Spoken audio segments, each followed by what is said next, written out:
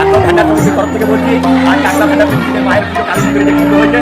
আজ তার বাৎসরিক অনুষ্ঠানের এক কর্মসূচি চলছে। আজ আমরা এখানে কয়েক হাজার লোকের কাপড় বিতরণ করবো। হ্যাঁ, এরপরে তাদেরকে প্রত্যেকের হাতে আমরা প্রদান বিতরণ করবো। আপনাদের যার যত জনগণ আছে, যত মায়ের ভক্তবৃন্দ আছে, তাদের পুরো সমর্থন নিয়ে আজকে আমরা এই জায়গায় এসে পৌঁছেছি। আমরা আগামীতে আরো অনেক বড় কর্মসূচি করতে চাই। আপনারা যদি আমাদেরকে এইভাবেই সহযোগিতা করেন।